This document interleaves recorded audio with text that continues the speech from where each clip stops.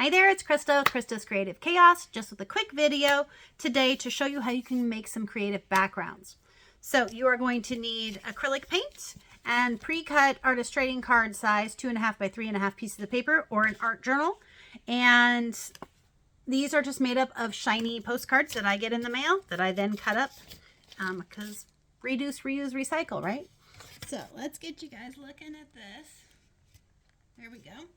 So I'm going to put paint on these.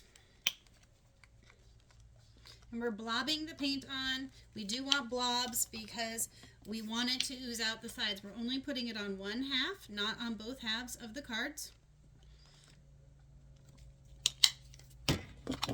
And I'm going to be thinking here with my thinking cap on, and with this one I'm going to be putting pinks and purples and reds on here because I want to create some purple, and when the pinks and the blues and the reds mix, it will also create some purple.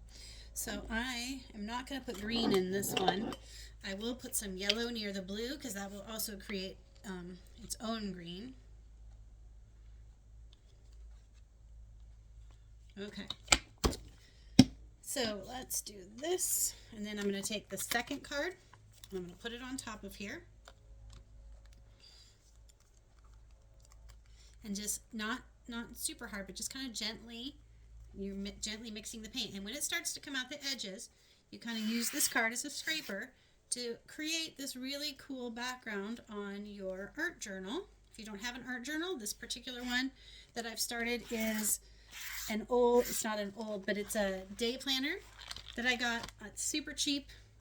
I believe, you know, in the clearance section because we're already halfway through the year. And so you can get those usually Barnes & Noble or Amazon even. Usually if you go to a bookstore or like the Target on the ends, they'll have some that didn't sell and that they're thinking because they'll have the ones that come out in August, you know, so they want to get rid of all their ones that are December through or they're January through December, because then they'll come out with more in August for those of us who get bored with our planners and want to buy a new one. And then they call them the student planner, I believe, because they've got different, they go like August to December, or August to June, I think, of the next year. And then you're going to have this really painty background on the backs of your cards. Personally, I enjoy that. I think it looks cool.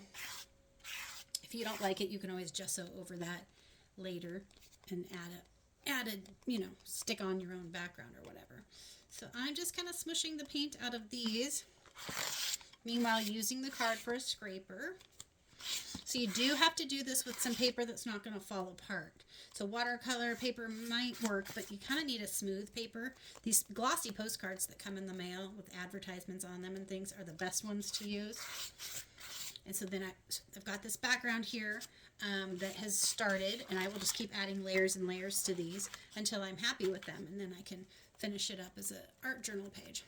And then these, I can peel this way or I can peel this way. There's going to be veining on here, so depending upon which way I peel. If I peel upright, they're going to go up. If I peel the other way, they are going to, the veins would run horizontally. But I want them to go up and down. You see the veining I'm talking about? Sound like a Rorschach print. Rorschach. Anyway, and then I like that the words and things show up through them. I feel like it adds to the card, and then I will add more things over these to finish them. But there you go. There's a 2-in-1 project for you.